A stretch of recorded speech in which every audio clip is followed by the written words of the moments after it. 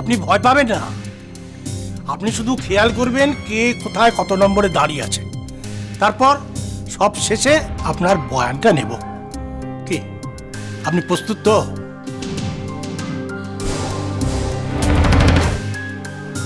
Officer, সবাইকে লাইনে দাঁড় করেন। আমরা এখন পদ্ধতিগত কাজ শুরু করবো। ঠিক আছে। এই সেবাই, এই ওদের সবাইকে লাইন করে দাঁড় করে দাও।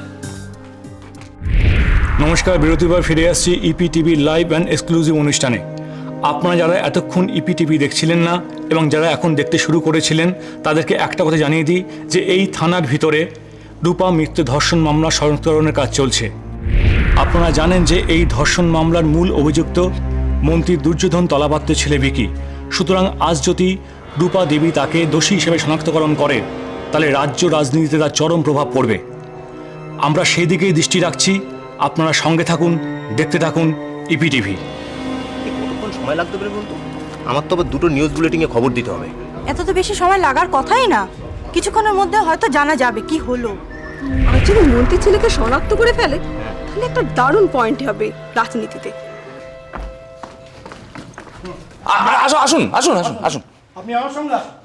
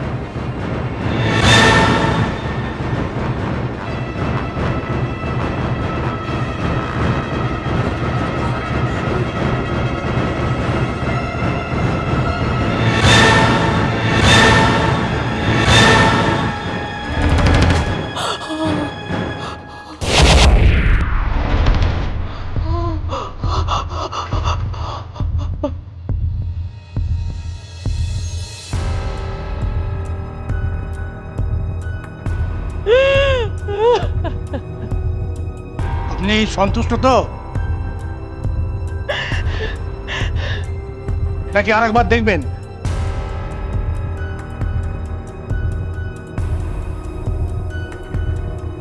ঠিক আছে অফিসার, সবাইকে নিয়ে যান। সেবাই, এই এদের সব নিয়ে যাও, নিয়ে যাও, হয়েছে, নিয়ে যাও, নিয়ে যাও।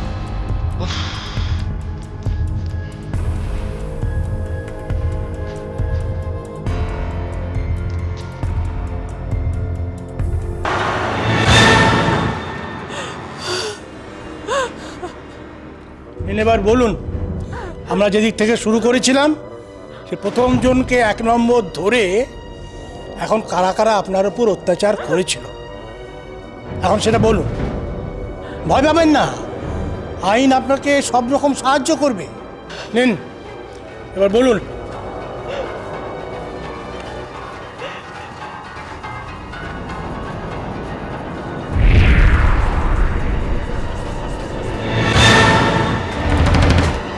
ওরে, এত সময় লাগছে কেন?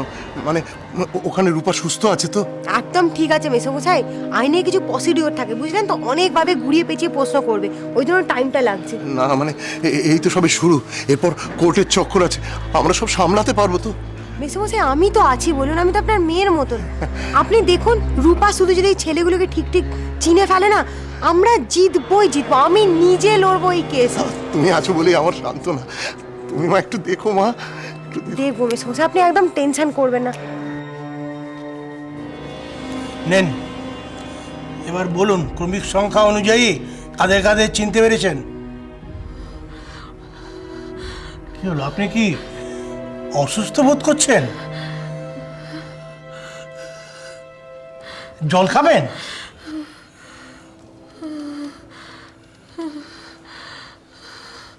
তাহলে বলুন, আমি আপনার বয়ান রেকর্ড করছি। আমি কাউকে চিনতে পারিনি।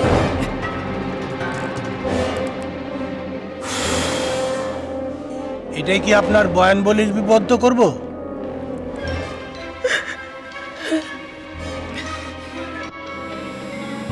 আপনি বয়ান হিসাবে যা বললেন এটা পড়ে সই করে দিন। নেন। নেন।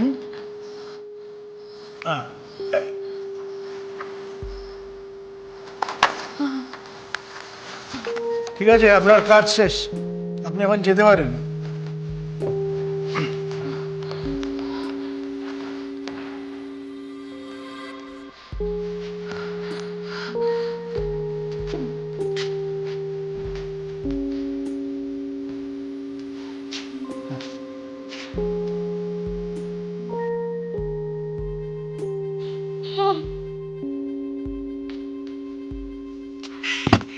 উঠে যান, একটু চা বলি। না না না, আমাকে এখনই কোর্টে ফিরতে হবে। আচ্ছা ঠিক আছে, আসুন।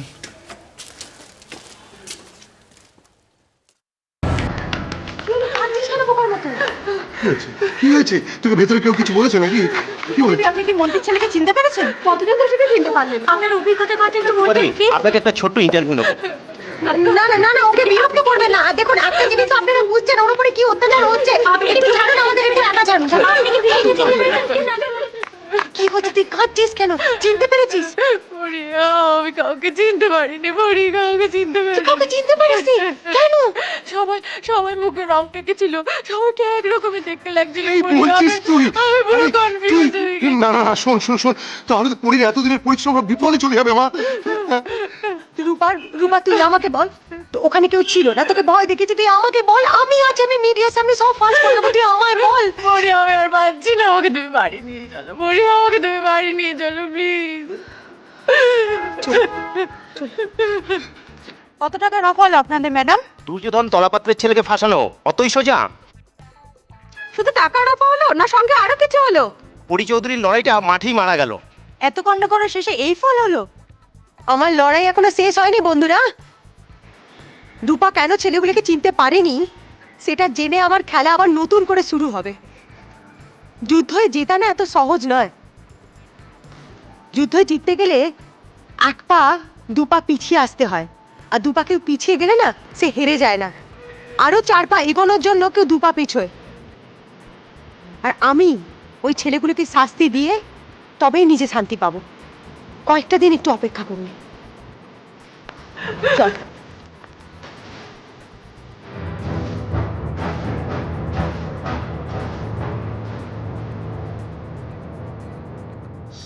অকল্যাণ, ঘোর অকল্যাণ। অপূর্বর ফাড়া এখনো কাটেনি। মেয়ে কেমন, কোন ঘরের? আমি সেসব কিছু জানি না বাবা, শুধু এইটুকু শুনেছি যে মেয়েটির পিতৃ পরিচয় নেই। সে কি? হ্যাঁ বাবা। এমন একটি মেয়েকে অপূর্ব বিয়ে করলো কেন? কেন নিজের সর্বনাশ ডেকে আনলো? কি করব বাবা, আমি কোনো পথ খুঁজে পাচ্ছি না, তাই তো আপনার শরণ নিয়েছি। আপনি আমাকে একটা পথ দেখান গুরুদেব। মেয়েটির কোষ্ঠী বিচার করা খুবই জরুরি। জন্মপত্রিকা থাকলে নিয়ে এসো, আমি দেখছি। ওটা আছে কি নেই সেটা তো আমি ঠিক জানি না বাবা। জোগাড় করো? বাবা আসলে বৌমার সঙ্গে আমার তেমন সম্পর্ক গড়ে ওঠেনি, তাই ভাবছিলাম ও হয়তো ওর কোষ্ঠী আমাকে দেবে না। ভাগ্য গণনা করাটা খুবই জরুরি। বইয়ের ভাগ্য যদি মন্দ হয় তাহলে অপূর্বর জীবনে দুর্ভোগ আরও বাড়বে। ঠিক আছে বাবা, আমি ওর মা অন্নদাকে বলবো ও কায়দা করে বউয়ের কাছ থেকে ওর ঠিকুজি কুষ্টি ঠিক জোগাড় করে নেবে। চেষ্টা করো, জোগাড় তোমাকে করতেই হবে। ওর উপরে নির্ভর করছে তোমার অপূর্বর ভবিষ্যৎ।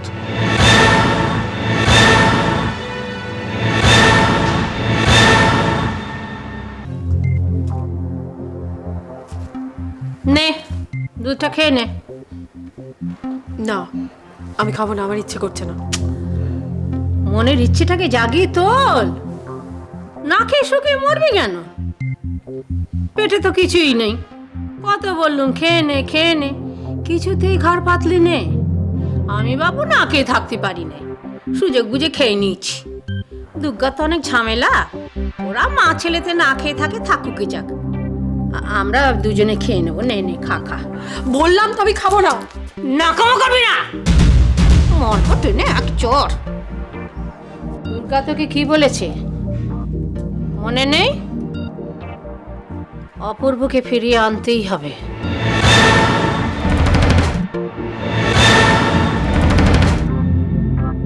উপোস দিয়ে থাকলে মনের জোর, শরীরের জোর সব তো কমে যাবে। মা, তুমি আর মাসি যাই বলো না কেন, আমি তা কিছুতেই পারবো না। কি পারবি না? অপূর্বতাকে ফেরাতে। খবরদার, না কথাটা উচ্চারণ করবি না, কেটে দু টুকরো করে ফেলবো। তুমি আমাকে মারো, কাটো, যাই করো, সত্যি বলছি আমি আর এসব পাচ্ছি না। আমি দেশে ফিরে যাব। তোর মনের অবস্থা আমি বুঝতে পারছি মা, কিন্তু কি করবি বল? তোর মাসি তো আমাদের ছাড়তেই চাইছে না। না ছাড়লে এবার আমি পালিয়ে যাব। পালাই ষাট, ও কি অলক্ষণে কথা? হ্যাঁ, আমার ওপরে তোর ভরসা নেই? আমি তোকে বুক দিয়ে আগলে রাখবো। অপূর্বতার বউ যদি আমাকে তাড়িয়ে দেয়? নতুন বইয়ের ঘাড়ে কটা মাথা যে ও তোকে তাড়াবে?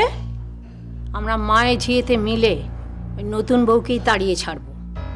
বিশাখা কি বলেছে মনে নেই? মা, আমার ইশারায় বুদ্ধিতে চলতে থাক, খুব তাড়াতাড়ি অপূর্ব তোর হবেই। আমার সেই দুর্গা আমার থেকে বেশি লেখাপড়া জানে বলে, বিদেশে থাকে বলে ওর বড্ড দেমাগ। এবার ওর দেমাগ ভেঙেছে, আমার কাছে মাথা মুড়িয়েছে। আমি যেমন যেমন বলবো ও তেমনি ভাবে চলবে। ওরা মা ছেলেতে আমার কথা মতো চলবে, সেটাই তো আমার জয়।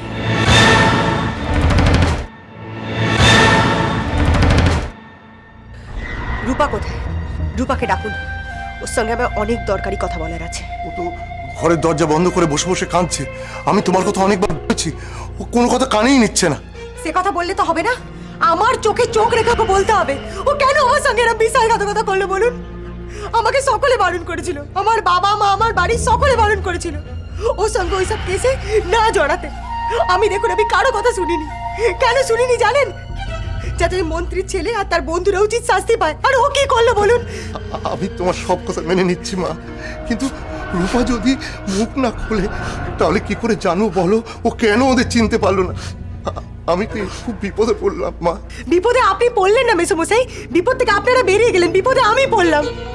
একবার আমার কথা ভাবুন তো, দুর্যোধন তলাপাত্রের মতো একটা করাপ্টেড মিনিস্টারকে আমি চ্যালেঞ্জ করেছি, মিডিয়ার সামনে তার মুখোশ আমি খুলে দিয়েছি।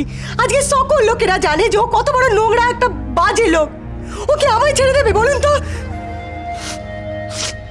সত্যি আমি যদি আগে জানতাম যে রূপা আমাকে এরম ভাবে বিট্টে করবে, আমি কোনোদিন এই ধরনের নোংরা কেসে নিজেকে জড়াতাম না। কিছু একটা নিশ্চয়ই ঘটেছে মা, নইলে রূপা আমার তেমন মেয়ে নয় যে কাউকে গাছে তুলে মই কেড়ে নেবে। ঘটেছে সেটা তো জানতেই পারছি না মা। আপনাকে পরিষ্কার বলে দিচ্ছি মেসোমশাই, এরপর থেকে কখনো আর আমার কাছে আসবেন না, আর একদম আসবেন না। আমি পরিষ্কার বুঝতে পেরে গেছি যে পরোপকার করার ফল কি হয়। আজকে আমার বাড়ির লোকেরা, রাস্তাঘাটের লোকেরা সকলে আমায় দেখে হাসবে। ওই দেখো পরি চৌধুরী হেঁটে যাচ্ছে, মন্ত্রীর সঙ্গে লড়তে গেছিল, হেরে আবার নিজের বাড়ি ফিরে এসছে। আমার অবস্থাটা একবার বুঝুন তো মেসোমশাই। কিন্তু আমি জানি আজকে যদি আপনার মেয়ে রূপা ওই ছেলেগুলোকে চিনিয়ে দিত, তাহলে ওই মন্ত্রীর গজ জানো না বন্ধ হয়ে যেত, আর ওই ছেলেগুলো জেলের ভেতরে থাকতো। তোমার সব কথা ঠিক মা, তোমার অভিমান ন্যায্য, কিন্তু একটা কথা ঠান্ডা মাথায় ভেবে দেখো যে থানার ভেতরে তো তুমি আমি গেলাম না, তাহলে ওখানে যদি কিছু ঘটে থাকে তাহলে। আমি তো ওকে ওখানে গিয়ে জিজ্ঞেস করেছিলাম বলুন যে থানার ভেতরে কিছু হয়েছিল কিনা, কই আমাকে তো তখন কিছু বললো না, কোনো উত্তর দিল না। যাকে অনেক হয়েছে, আপনার মেয়েকে বলবেন যে আমার সঙ্গে যেন জীবনে কোনোদিন আর যোগাযোগ না করতে। রূপার মতন কোনো বন্ধু যে আমার ছিল সেটা আমি আর মনে রাখতে চাই না। আমি আরেকবার গিয়ে দেখি রূপা যদি আরেকবার যাই পড়ি। থাক, ওকে ডাকার কোনো দরকার নেই। ও আসলে আমার আর ফেস করতে চাইছে না। ও নিজে বুঝতে পেরেছে যে ও কত বড় অন্যায় করেছে। পড়ি, আপনি যতই নিজে সততার বড়াই করেন না কেন মেসোমশাই, নিজের মেয়েদেরকে কিন্তু আপনি সৎ শিক্ষা দিতে পারেননি। মা শোনো মা, আমার আর কিছু শোনার দরকার নেই মেসোমশাই। একটা জিনিস আজকে আমি বুঝে গেলাম, আপনারা আমায় বুঝিয়ে দিলেন, অন্যের যদি উপকার করতে যাও তাহলে নিজে শেষ হয়ে যাবে।